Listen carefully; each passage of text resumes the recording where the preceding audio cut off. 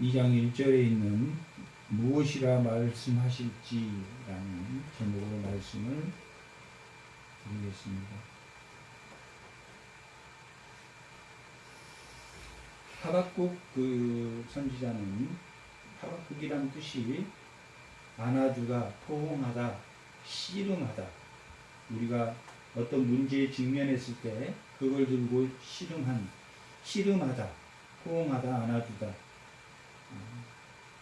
야곱이 야복강에서 하나님과 씨름했다, 하나님과 고민했다, 하나님과 질문과 하나님의 응답으로 씨름했다 하는 것처럼 하박국의 뜻은 그러한 포옹하다, 안아주다, 또한 씨름하다라는 뜻을 가지고 있습니다. 이 하박국 1장, 2장, 3장의 내용은 하박국이 결국은 이스라엘 백성을 포옹하기 위한 하나님과의 질문, 또한 하나님의 응답을 그리고 있는데, 하나님과 씨름하는, 하나님과 어떤 문제를 직면했을 때 그 문제에 대해서 하나님과 붙들고 하나님과 어떻게 하든지 그 답을 듣고자 하는 하박국 선지자의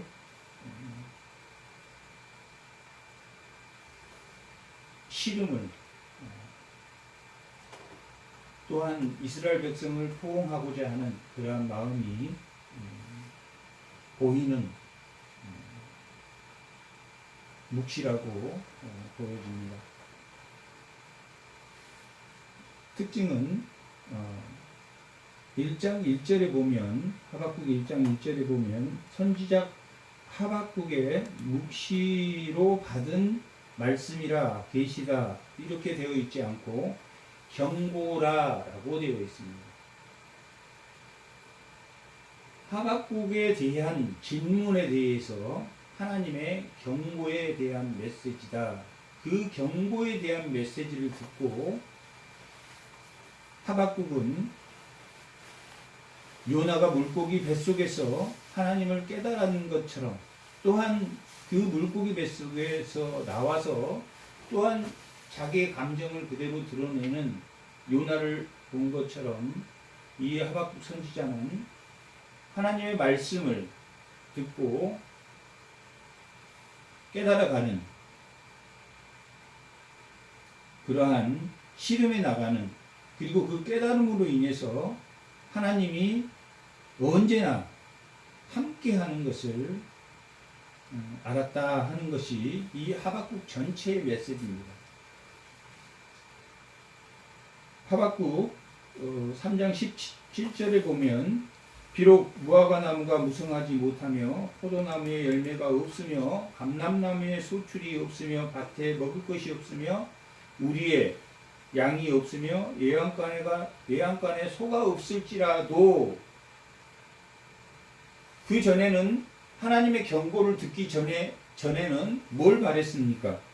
무화과 나무에 무화과가 무성하기를, 또한 포도나무에 열매가 맺히기를, 감람나무에 소출이 많아지기를. 나는 하나님의 백성이고 이 하나님의 백성은 당연히 포도나무에 포도의 열매가 많고 우리의 양이 많고 밭에 소출이 많고 먹을 것이 많고 외양간에 소가 있어야 되는데, 뭘 깨달음으로? 하나님의 경고의 메시지를 깨달음으로. 무화과가 없어도, 무성하지 않아도, 우리의 양이 없어도, 밭에 먹을 것이 없어도, 외양간에 소가 없어도 하나님으로 기뻐할 줄 아는 그러한 이스라엘 백성이 되어야 한다는 그런 메시지를 깨닫게 되었다라는 말입니다. 1장과 2장은 그러한 하나님의 경고의 메시지, 또한 하박국의 요청, 크게 세 단원으로 되어 있는데 1장 11절까지는 하나님께 이 이스라엘이 이렇게 강포해졌는데, 이렇게 남유다가 하나님 말씀을 어기고 하나님 말씀이 해이해진 이 상태에 있는 이 남유다를 하나님 그대로 두고 보시렵니까? 라는 말씀입니다. 타락 이전에는 하나님께서 뭐로 하나님과 피조물을 구별하셨습니까? 선악과로 하나님과 피조물을 구별하셨습니다. 그러나 선악과를 따먹는 불순종을 저질렀습니다. 그 다음에 타락 후에는 무엇으로 하나님과 우리를 구별하셨습니까? 말씀으로 구별하셨습니다. 선악과를 따먹지 마라 하는 것처럼 구약의 율법을 주셔서 말씀에 순종해라 라고 말했습니다. 선악과를 따먹는 것처럼 말씀에 불순종했다라고 기록하고 있습니다. 그것이 하나님의 율법이고 제2세대의 하나님의 율법, 하나님의 법을 가르치는 그것을 지키고 마음과 뜻을 다해서 그것을 지켜야 된다라고 기록하고 있는 것은 하나님의 에덴 동산에서 선악과를 따먹지 말라고 한 것처럼 타락한 후에는 너희가 뭘 지켜야 된다? 말씀을 지켜야 된다. 우리는 에덴 동산에서 선악과 사건을 보면서 선악과를 안 따먹지 왜 그때 선악과를 따먹었을까라고 하면서도 타락한 후에 말씀을 주셔서 하나님의 율법을 주셔서 선악과를 따먹지 말라고 한 것처럼 말씀을 지켜라 라고 했는데 우리는 늘 선악과를 따먹는 것처럼 말씀을 지키지 않았다라고 이 하박국은 하나님께 남유다를 고발하고 있습니다. 남유다를 고소하고 있습니다.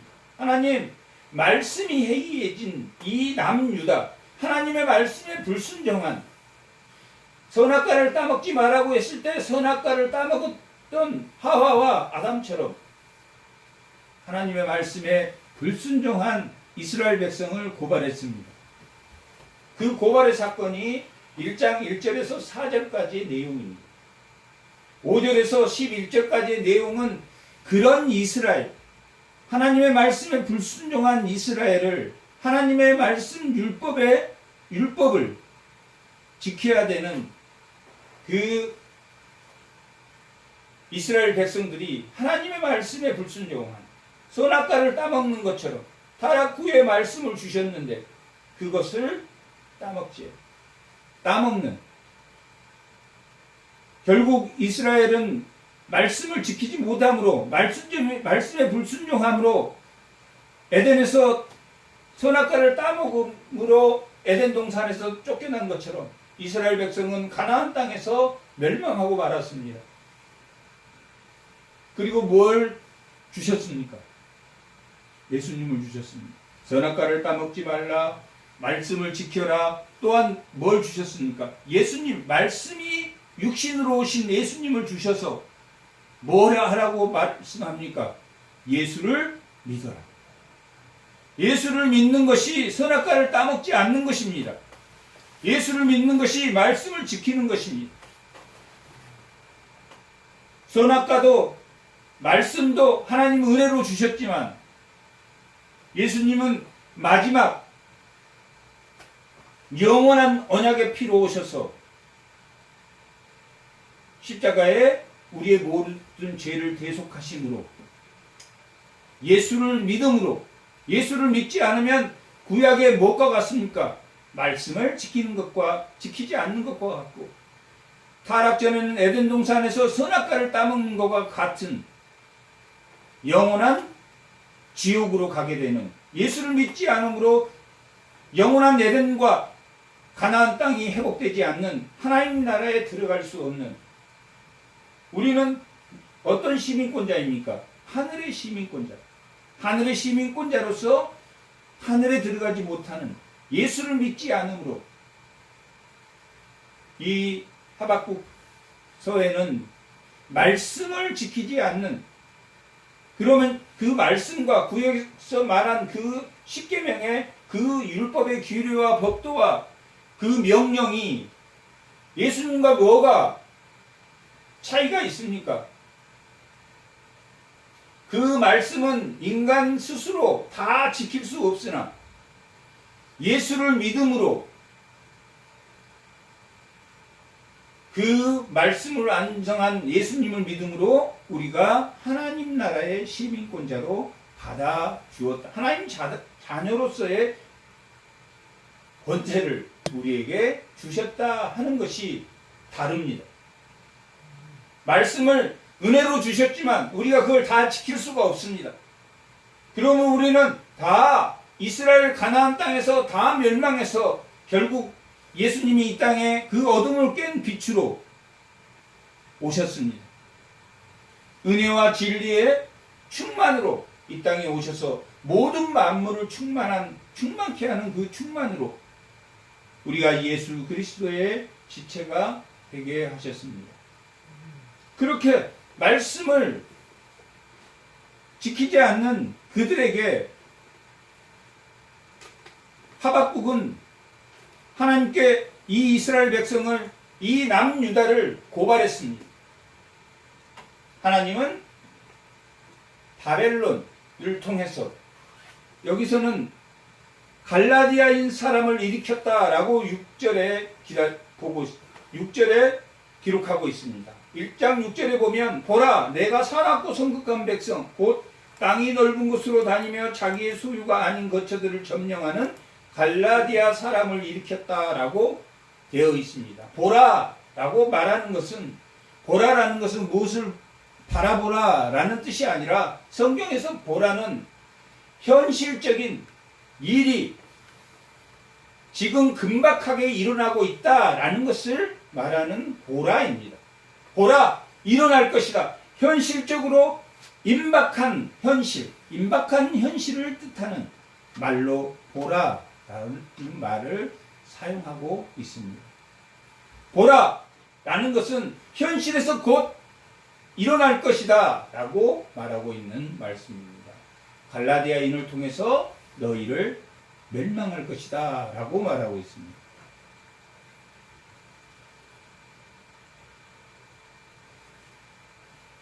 그리고 그 5절에서 11절까지는 그 갈라디아인들이 남유다를 유린하는, 남유다를 치는, 8절에 보면 그들의 군마는 표범 같고 저녁 이보다 사나우며 마병은 먼 곳으로부터 빨리 달려오는 마병이라 마치 먹이를 움키는 독수리의 날개 같으니라 라고 표현하고 있습니다. 그들은 그렇게 남유다를 유린했습니다. 그런데 이 갈라디아 사람들을 통해서 남유다를 치게 하는 것은 바벨론이 남유다를 강포하게 이기게 하기 위한 것입니까? 아니면 남유다를 고치게 하기 위한 것입니까? 고치게 하기. 내 남편이, 내 자식이 하나님을 믿을 수 있도록 고치게 해달라고 했는데 그 자식을 때리고 포악하게 한다면 그 바벨론은 하나님이 멸망하고 하나님이 가만두지 않을 것이다 라는 말씀이 12절에부터 시작하고 있습니다. 내 자식을 위해서 하나님은 이스라엘 남유다를 이 말씀에 해진 그들을 회복하기 위해서 겁을 주고 경계하기 위해서, 우리 잘못으로 인해서 바벨론이 쳐들어왔고 우리가 이렇게 많은 고통을 받구나. 이 고난을 주는 것은 이 믿는 자들을 괴롭히기 위해서 주는 게 아니라 믿는 자들을 돌이키기 위해서 주는 것이다. 이 바벨론도 그렇게 사용하셨다. 그런데 이 바벨론은 그렇게 사용했음에도 불구하고 자기들이 강해서, 자기들이 힘이 세서 이 남유다를 침범했다라고 생각하는 자들이 되었습니다. 반면에 고레스 같은 사람은 이스라엘 백성을 다 칙령을 발해서 전부 다 고향으로 돌아가게 한 그런 왕도 있습니다. 반면에 포악한 강포와 강탈을 강포악으로 이스라엘 백성을 대했다. 돌아오게 하려고 하는데 지나치게 강포하게 했다라고 기록하고 있습니다. 그래서 이 12절에서부터는 12절에서 17절까지는 이제는 바벨론을 하나님 앞에 고소하는 내용이 나옵니다. 1절에서 4절까지는 남유다가 강포하고 남유다가 하나님 말씀에 해이해졌으므로 하나님 앞에 고소했는데 이 바벨론이 너무나 강포하게 함으로 이런 나라를 이렇게 우리를 힘들게 하는 이 나라를 하나님 가만두시렵니까? 라고 하나님 앞에 고소하고 있습니다. 13절에 보면 1장 13절에 보면 주께서는 눈이 정결하심으로 악을 참아보지 못하시며 패역을 참아보지 못하심으로 어찌하여 거짓된 자들을 방관하며 악인이 자기보다 의로운 사람을 삼키는데도 잠잠하시나이까? 라고 하나님께 뭐하고 있습니까? 하나님께 고소하고 있습니다. 누구를? 바벨론을 고소하고 있습니다. 하나님, 이스라엘이 패역하고 강포하고 힘으로 겁탈하고 폭력으로 강포를 행할 때 하나님께 고소해서 하나님 바벨론을 보냈는데 그들은 더 우리보다 악한 민족으로 더 우리를 강포하고 강탈한다 라고 하나님 앞에 고소하고 있는 내용입니다. 거기에 답이 오늘 말씀인 2장 1절에서 2장 마지막 절까지가 이스라엘에 대한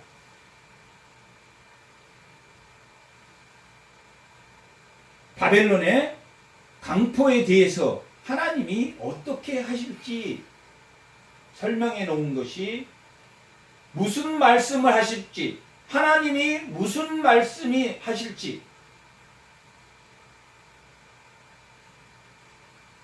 하나님의 백성 이스라엘 백성을 돌이키기 위해서 사용한 도구가 하나님의 자리에 앉아서 강포하게 그 이스라엘 백성을 죽이고 이스라엘 백성을 강탈했을 때 하나님이 바벨론에게는 어떠한 처벌을 하실지 어떻게 하나님이 이 바벨론을 하실지 무슨 말씀을 하실지 하나님이 어떻게 하겠다라는 말씀을 하실지 지금 하박국의 심정은 어떤 심정입니까? 지금 당장 해결해 줄 지금 당장 바벨론을 쳐주기를 바라는 그런 심정으로 하나님 앞에 고소합니다. 거기에 대한 답을 해주는 것이 이 2장 1절에서 마지막 절까지입니다. 그러니까 세 부분으로 되어 있는데 1장 1절에서 11절까지는 이스라엘을 고소하고 그 바벨론이 이스라엘을 폭력적으로 처벌하고 또한 1장 12절에서 1장 마지막 절까지는 그 바벨론을 고소함으로 인해서 하나님이 그 바벨론을 처벌한다 하는 것이 2장 1절에서 2장 마지막 절까지고 그 하나님의 음성을 듣고 이 하박국이 깨달아서 그 현실의 문제를 어떻게 직면해야 되는지 현실의 문제를 어떻게 직면해야 하는가 하는 것을 이 하박국 3장은 하나님을 알므로 인해서 하나님을 깨달아감으로 인해서 하나님이 항상 어떤 문제 속에 있더라도 나와 함께 하심으로 나는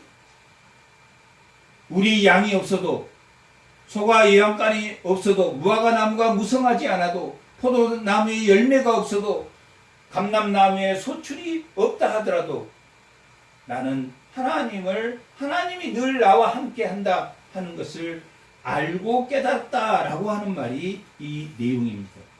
오늘 말씀의 내용은 바벨론을 처벌하는 그 처벌 속에는 뭣도 함께 있겠습니까? 바벨론처럼 문제에 직면했을 때 우리가 바벨론처럼 내 이웃에게 또 바벨론처럼 하나님의 율법에 준 하나님의 말씀을 줌에 대해서 우리가 바로 깨닫지 못하면 우리도 그와 같이 포악과 패역을 저지르게 된다 하는 것을 보여주는 말씀이 오늘 본문의 말씀입니다. 하나님이 무슨 말씀을 해서 우리를 깨우칠지, 하나님이 무슨 말씀을 해서 이 하박국을 깨우칠지, 하나님이 무슨 말씀을 해서 이 남유다가 바벨론에 침공받아서 이 하나님의 백성들이 어떻게 깨달아야 되는지 하는 것을 보여주는 말씀이 오늘 본문의 말씀입니다. 1절에 보면 내가 내 파수하는 곳에 서며 성류에 서리라. 파수하는 것은 우리가 가정을 파수하기 위해서 우리가 밤낮 없이 일을 하고 또 내가 내 가정을 파수하기 위해서 하나님 앞에 서 있는 것처럼 성류에 서 있는 것처럼 이 지금 바벨론은 이스라엘 백성이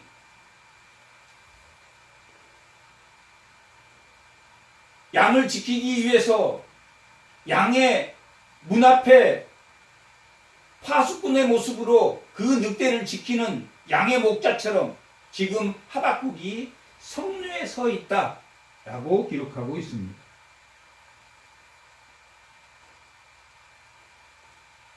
우리도 믿음의 가정을 지키기 위해 그 가정 앞에 성류에 서 있다 하는 그 마음으로 파수하는 파수꾼의 마음으로 내가 그 양의 무리를 내가 지키고 있는 파수꾼처럼 서 있는가라는 것을 돌이켜 생각해 볼 수 있는 말씀입니다.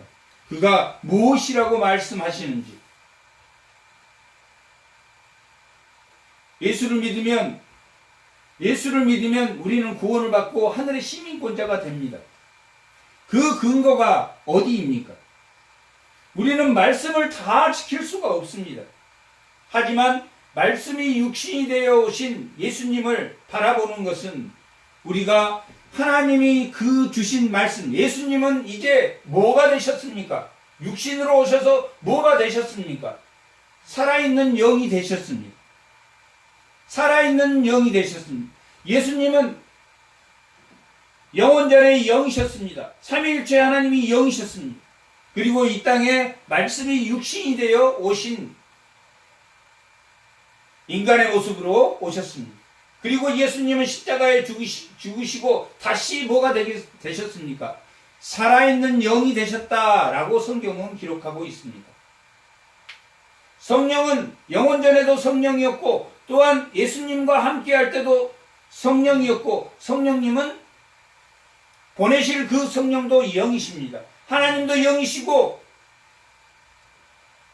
예수님이 이 땅에 오셔서 십자가에 죽으실 때도 하나님이 영이셨고 하나님은 영원히 영이십니다. 그래서 우리는 하나님이 영이시기 때문에 뭘 만들지 말아야 됩니까? 하나님은 형체가 있습니까? 없습니까? 하나님의 형체가 없는데 우리는 형체를 만드는 우상을 만든다. 그래서 우상을 만들지 말라고 하셨습니다. 하나님은 영이시기 때문에 신령과 진정으로 드려지는 하나님을 만나는 그렇게 만나야 됩니다. 신령과 진정으로 만나야 됩니다.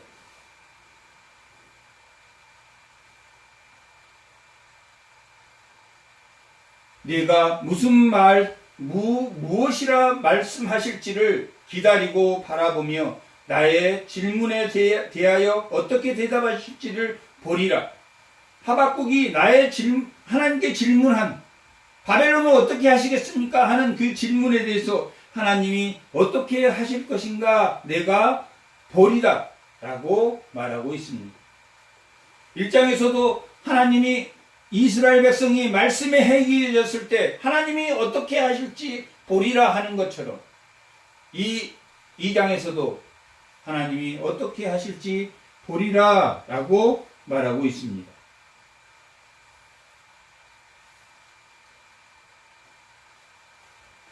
2장 2절에는 여호와께서 내게 대답하여 이르시되 너는 이 묵시를 기록하여 판에 명백히 새기며 달려가면서 읽을 수 있게 하라 라고 하나님이 말씀하셨습니다.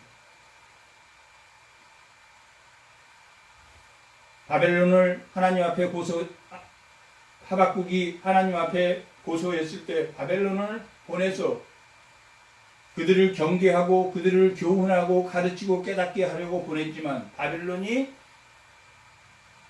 폭압으로, 폐역으로, 겁탈로, 힘으로, 폭력으로 그들을 제압했기 때문에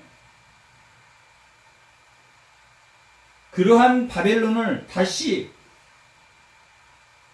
양의 파수꾼처럼 하나님 그들이 이 이스라엘을 깨달아 돌아오게 하는 것이 아니라 그들이 폭압으로 있기 때문에 제가 파수꾼처럼 그들을 이 백성을 다시 지키고 싶습니다. 그리고 망루에 서서 하나님 무슨 말씀으로 우리에게 이 백성들을 인도하고 보호해 주시는 그러한 백성으로 우리를 다시 일으켜 줄 것인가 하는 것을 제가 기다리고 보겠습니다 라고 말하고 있습니다. 그럴 때 하나님께서는 내가 너에게 알려주겠다. 그런데 이 말씀을 판에 새기고 달려가면서도 그 판을 읽을 수 있도록, 그 말이 무슨 말입니까? 달리면서 읽으려면 어떻게 해야 됩니까? 완전히 깨달아 알아야 된다라고 말씀하는 말입니다. 대충 알아가지고는 무화과 나무가 무성하고 포도나무가 열매가 없어도 소가 외양간에 없어도 우리의 양이 없어도 감람나무에 소출이 없어도 하나님으로 기뻐할 수 있는 사람은 되지 않는다. 그렇게 되지 않고는 이스라엘은 끝없이 배신할 것이고 끝없이 하나님의 말씀에 불순종해서 결국은 멸망하게 될 것이다. 그러나 하나님은 어떠신 분입니까? 하나님은 자비로우시며 성내기를 더디하신다. 늘 무슨 기간을 준다는 이야기입니까?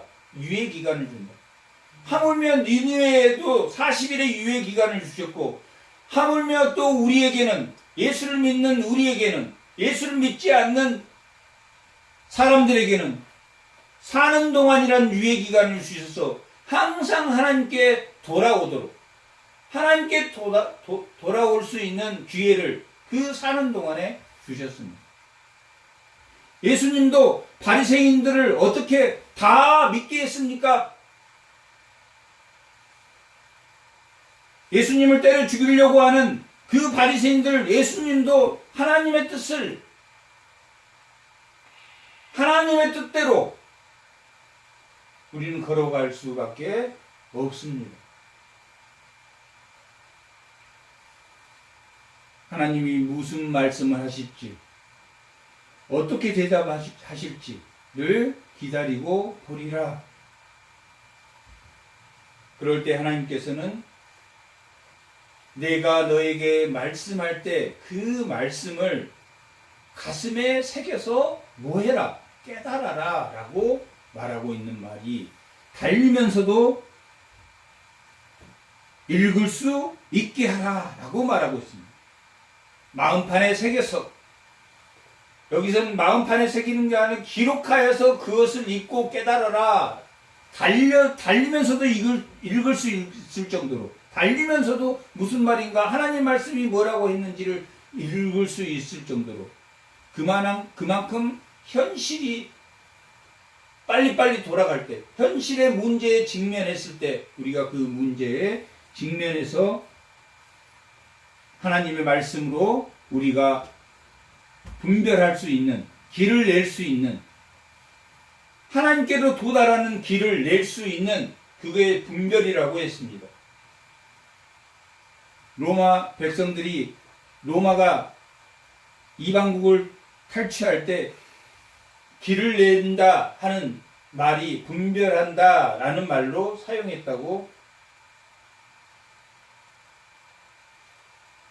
복음서에서 말하고 있는 것처럼 분별하다. 우리가 하나님의 말씀으로 분별할 수 있을 정도.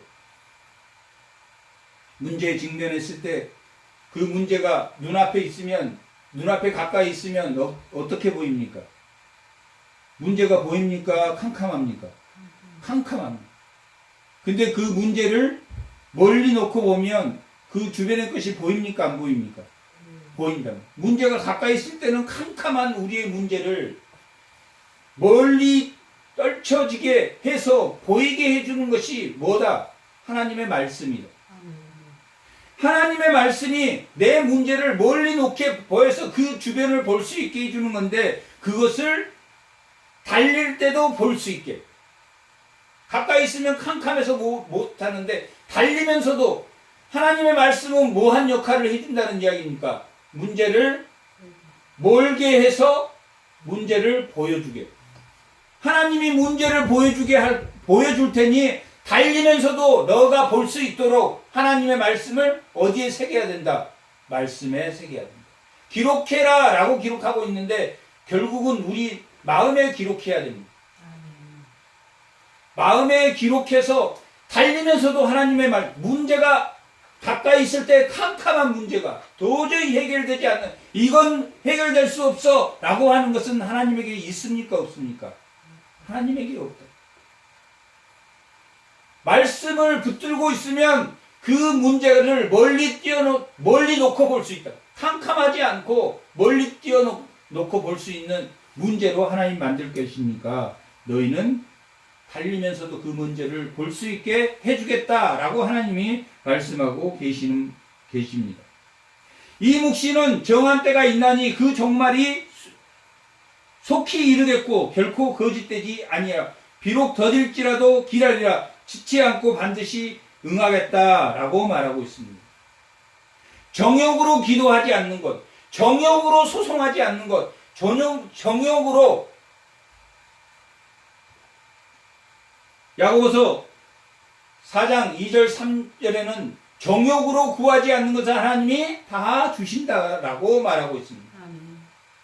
정욕으로 구하지 않는 한 반드시 하나님이 이루신다라고 기록하고 있는데, 하나님의 정한 때 그 종말이 속히 오리라 라고 있는 하나님이 정한 때라. 누가 정한 때입니까? 사람이 정한 때입니까? 하나님이 정한 때입니까? 하나님이 정한 때까지. 그러니까 말을 타고 달리고 가면서도 하나님 볼 수 있게 해줄 때니까 너는 하나님의 때를 뭐하라고 말하고 있습니까? 하나님 기다려. 내가 그것을 너의 문제를 멀리 놓고 보게 할 것이고,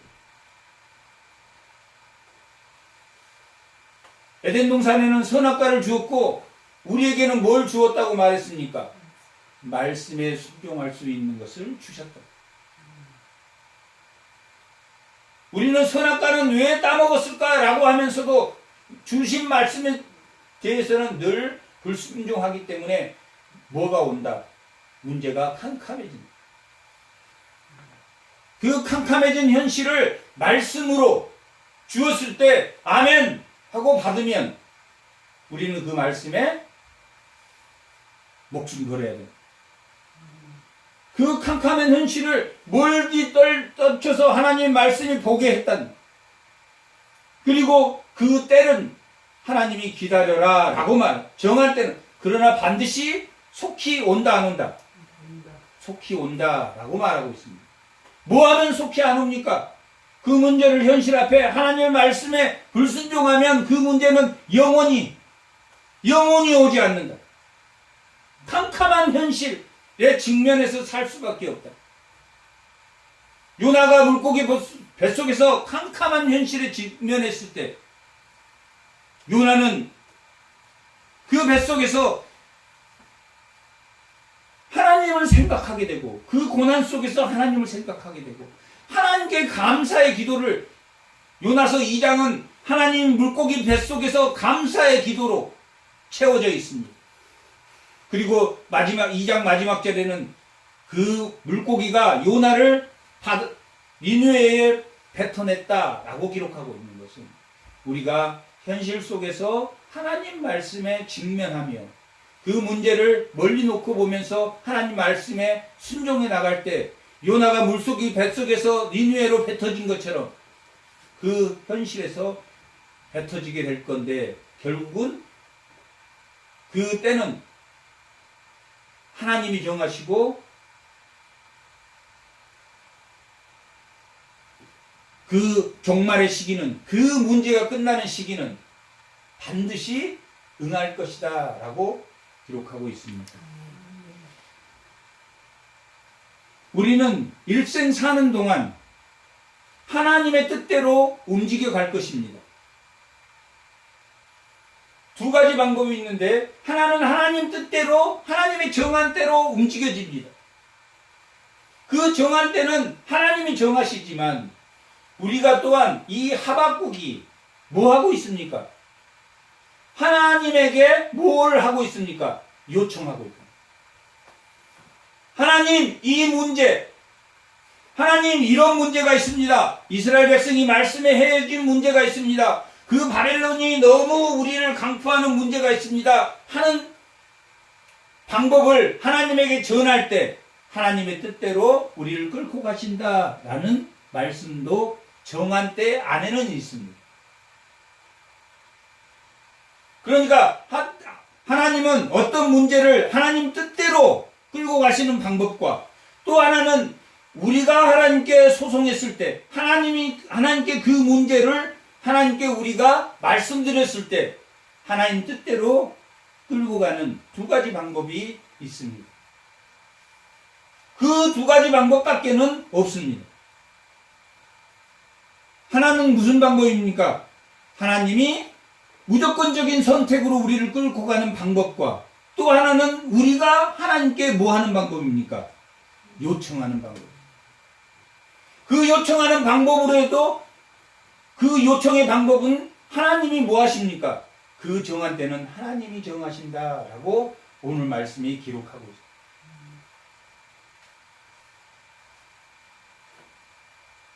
우리는 뭐만 하면 됩니까?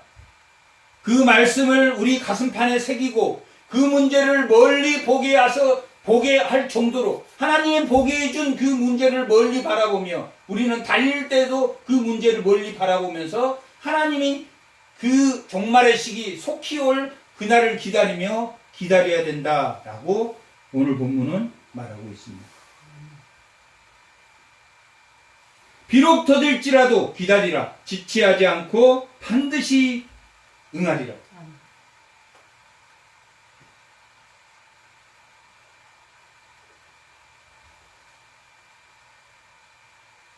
4절에 보라.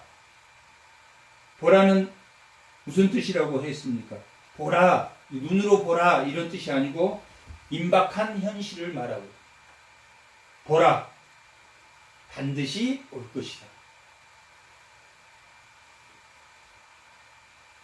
그의 마음은 여기에서 이 지금 4절에서부터 마지막 절까지는 바벨론에 대한 하나님의 징계의 내용입니다. 5개의 화 있을 징조로 표현하고 있는 이 5가지의 화 있을 징조가 어디에 일어난다? 바벨론에 일어날 것이다. 너는 이 5개의 화 있을 징조가 이 4절에서부터 마지막 절까지 일어날 것인데 너는 그것을 묵상해라. 묵상이란 뜻은 우리가 묵상하면 이렇게 가볍게 이렇게 고개 숙이고 하나님께 이렇게 하는 게 아니라 묵상이란 원래 히브리어 뜻은 짐승이 표범이 30일을 굶은 다음에 그 양을 뭔가 먹을거리를 잡아먹었을 때 그 어금니로 그 먹이를 씹는 그게 묵상이란 뜻입니다. 어금니로 그 씹을 때 30일을 굶었던 그 맹수가 얼마나 잘게 그 어금니로 갈겠습니까? 그게 묵상입니다.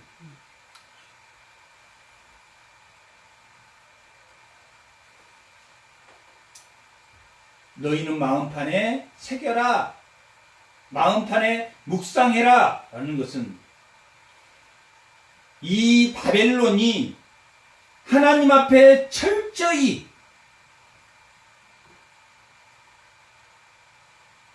하나님이 징계하심으로, 하나님이 심판하심으로, 내가 그 심판에 대한 하나님의 그 응답의 메시지가 나에게 들어오므로 반드시 일어날 것을 알아가는 그 묵상이 어디에 일어나고 있습니까?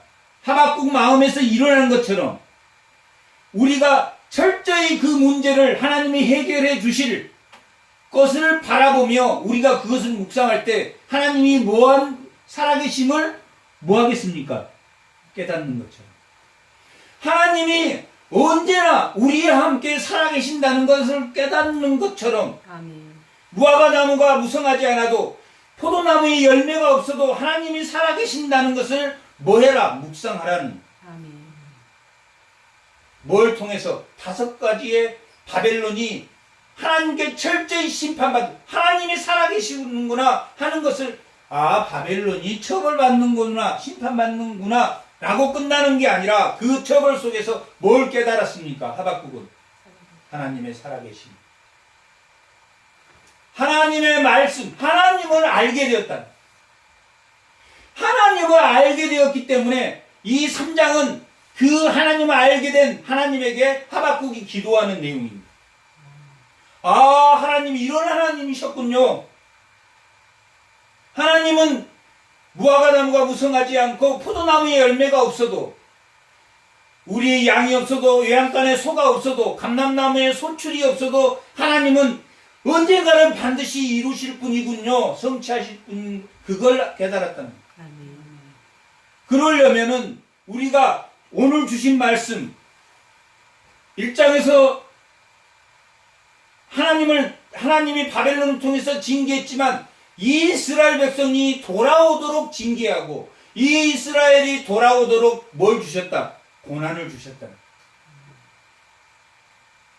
우리는 뭐합니까? 마음속에 하나님의 말을 뭐하면 됩니까? 그 며칠을 굶은 그 맹수가 그 먹이를 갈듯이 묵상이다. 우리가 말씀을 묵상합시다 라고 하면 항상 그냥 잠시 그냥 머리 숙이고 있는 게 아닙니다.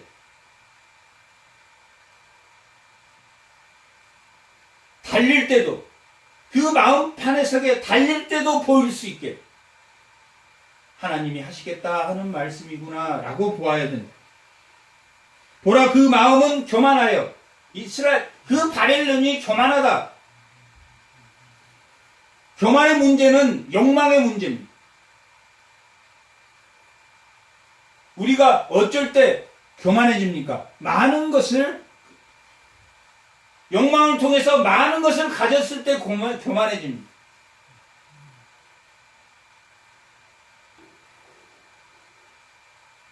남보다 많이 가지고자 할 때 교만합니다. 어떤 사람이 10억 있는 사람이 교만하다. 100억 있는 사람이 교만하다. 1000억 있는 사람이 교만하다.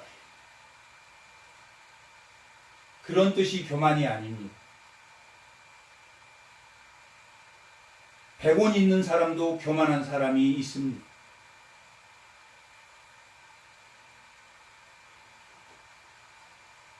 남보다 더 갖고자 하는 마음을 가지고 있을 때 교만하다라고 말합니다. 100억을 하나님이 주셨습니다. 그러나 남보다 더 가지려고 하는 게 아니라 그걸 남에게 베풀려고 하면 교만한 사람이 아닙니다. 하나님은 더 주시겠다고 합니다. 가난한 부자여서 교만하다는 뜻이 아닙니다. 교만은 2가지입니다. 남보다 더 가지려고 하는 것, 남과 구별되고자 하는 것, 남보다 더 튀고자 하는 것. 내가 저 사람보다 좀 낫지, 내가 저 사람보다 좀 더 배웠어, 내가 저 사람보다는 돈이 더 많아, 저 사람보다는 내가 좀 나아. 남과 구별하려고 하는 마음이 교만한 것입니다. 남과 구별되게 보이려고, 돈이 많고 적고가 아닙니다.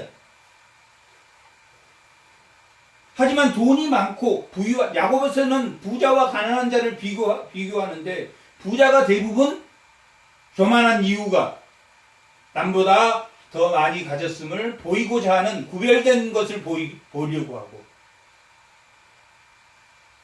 남보다 경쟁해서 이기려고 하고 그 두 가지입니다. 남과 구별되게 보이게 하고 싶고 남보다 더 잘나게 보이게 하는 것이 교만입니다. 바벨론은 교만하여 그 속에서 정직하지 못했다. 술을 즐기며 술을 먹으면 자기를 잃어버립니다. 하나님을 잃어버립니다. 그래서 거짓되고 교만하여 그 속에 정직하지 못하나 의인은 믿음으로 말미암아 산다. 교만하는 것은 남과 구별되고자 하는 마음, 또한 남보다 더 잘나게 하는, 남보다 더 잘 살려고 경쟁하는 그 두 가지라고 그랬습니다. 그러나 하나님을 믿는 자는 믿음으로 말미암아 살리다라고 기록하고 있습니다.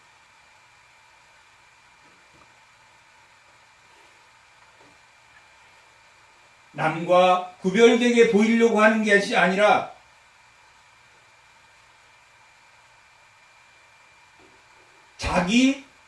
자기 가진 것을 타인과 나누는 반대로 교만의 반대가 의인입니다. 교만의 반대가 믿음입니다. 남들보다 경쟁해서 이기려고 하고 남들보다 구별되게 보이려고 하는 것이 교만이면 그와 반대로 자기 것보다 자기가 없음에도 불구하고 뭐 하는 사람입니까? 남보다 많이 가졌다고 생각하는 사람이 믿는 사람입니다. 의인은 믿음으로 살리라 라고 말하는 것은 내가 적게 가졌음으로 인해도 적게 가졌음에도 불구하고 남보다 많이 가졌다고 생각하는, 그래서 자기의 것을 뭐 하는 사람입니까? 나누는 사람. 교만한 것은 늘 자기가 적게 가졌다고 생각해요. 어떻게 해서라도 자기가 더 가지려고 합니다. 그것이 교만이라면 늘 자기가 더 가졌다고 생각해요. 10원 가진 사람이 100원 가진 사람 앞에서 자기가 더 가졌어도 자기 것을 주려고 하는 게 지금 의인은 믿음으로 살리라 라고 말하는 하늘의 시민권자는 구약의 율법과 정의와 공의는 바로 가난한 자, 고아와 가난한 자를 돌보는, 그들을 보호해 주는 것이 율법의 정의와 공의입니다. 그러나 이스라엘 백성들이 그 율법을 지키지 않았다라는 것은 가난한 자, 과부의 두 랩돈을 뺏어먹는 가난한 자들을 고통에 몰아넣는, 그것이 뭐 하는 겁니까? 교만한 것입니다. 내가 적게 가졌음에도 불구하고 내가 더 가졌다고 내 것을 나누는 것이 믿음으로 살리라 라고 말하고 고백하고 있는 거죠. 그것이 하나님의 말씀을 지키는 것이고, 예수 그리스도가 십자가에 죽어서 자기 몸을 대속물로 준 그 예수 그리스도의 섬김과 용서의 마음이 바로 의인은 믿음으로 살리라 라는 것입니다. 내가 많이 가졌기 때문에 나누는 게 아니라 내가 적게 가졌음에 불구하고 내가 더 가졌다고 생각하는 것이 믿음의 자세입니다. 예수님이 부자였습니까? 예수님이 많이 가졌습니까? 자기 생명을 나누어 주었다. 예수를 믿는 그 생명의 가치보다 더 큰 것이 어디 있습니까? 내가 너보다 100억 가진 사람보다 내가 더 가졌으니 내 생명의 가치를 나눠주는 것이 의인은 믿음으로 살리라 하는 그 말입니다.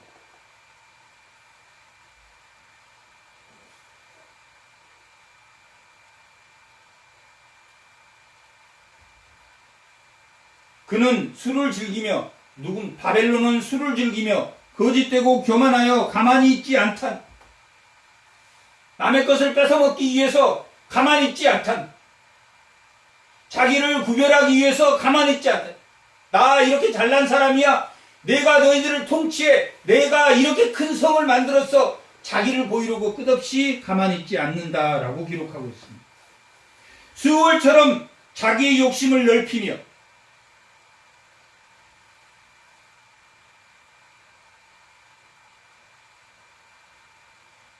족한 줄을 모르고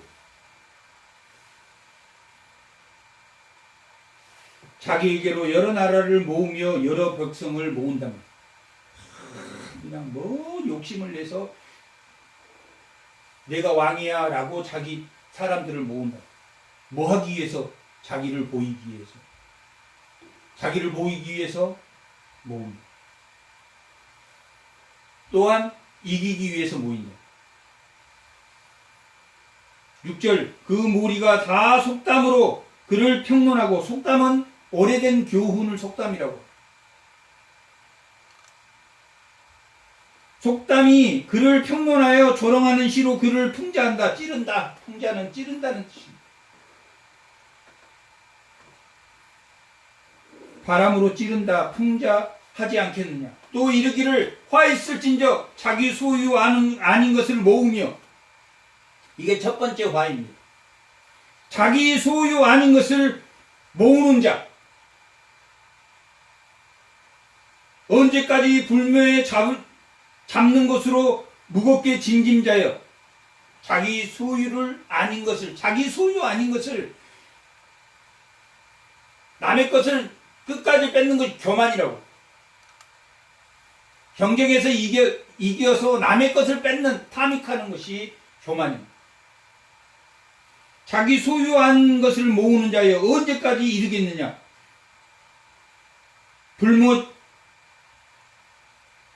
볼모 잡는 것으로 무겁게 진진 자여. 첫 번째 화 있을진저 너는 억누른 자들 갑자기 일어나지 않겠느냐. 너를 바벨론이 억누른 자들이 갑자기 일어나지 않겠느냐. 바벨론이 괴롭힌 자들이 깨어나지 않겠느냐. 바벨론이 그들에게 누락질을 당하지 않겠느냐. 뭐였기 때문에? 자기 소유 아닌 것을 모으는 자. 화 있을진저 첫 번째는 뭡니까? 자기 소유 아닌 것을 모으는 자. 내가 여러 나라를 노력함으로 그 모든 백성이 남은 자가 너를 노력하리라. 이는 내가 사람의 피를 흘렸으며 땅과 성읍과 그 안에 모든 주민에게 강포를 행하였습니다. 누가? 바벨론이. 바벨론이 이렇게 했음으로 인해서 하나님이 그를 처벌한다는 것을 하박국이 하나님이 이르시되 하나님이 대답해 준 말입니다. 바벨론을 어떻게 하실 것입니까? 라고 했을 때 그들이 남의 소유를 뺏는, 그렇게 남의 것을 뺏는 그 자들은 하나님이 반드시 심판할 것이다 라고 말하고 있습니다. 그게 첫 번째 화 있을진저. 두 번째 화 있을진저는 9절의 내용입니다. 부당한 이익을 취하는 자는 부당한 이익을 누가 취하고 있습니까? 바벨론이 취하고 있습니다. 부당한 이익을 취하고 있다. 이게 무슨 말입니까? 자기밖에 모르는, 자기 가족, 자기 국수주의라고, 민족주의라고, 남을 생각하지 않는 이기적이고 배타적인 그런 사람입니다. 오직 자기가 높아지기 위해서, 9절 재앙을 피하기 위하여 높은 데에 깃들며, 자기가 높아지기 위해서 자기 것만을 모으는 그런 자가 화 있을 것이다. 첫 번째는 남의 것을 부당하게 뺏음으로 화 있고, 두 번째는 자기만 높아지려고 하는, 그러므로 남의 경쟁에서 뺏는 그런 자이기 때문에 바벨론은 화 있을 것이다. 세 번째는 12절에 나와 있습니다. 피로 성읍으로 건설하여 불의로 성을 검출한다. 강포를 행해서 화가 있다라고 기록하고 있습니다. 강포로 무고한 사람을 죽였으므로 화 있을 것이다. 네 번째는 15절에 나와요. 이웃에게 술을 마시겠다. 자기가 술을 마시는 것뿐만 아니라 이스라엘에게 술을 마시겠다. 자기가 침범한 나라는 다 술 마시게 해서 다 허랑방탕하게 만들어버렸다. 그래서 화 있을 것이다. 마지막 다섯 번째는 19절. 나무에서 깨라며 말하지 못한 돌에게 일어나라고 하는 우상을 섬김으로 화 있을 것이다. 바벨론은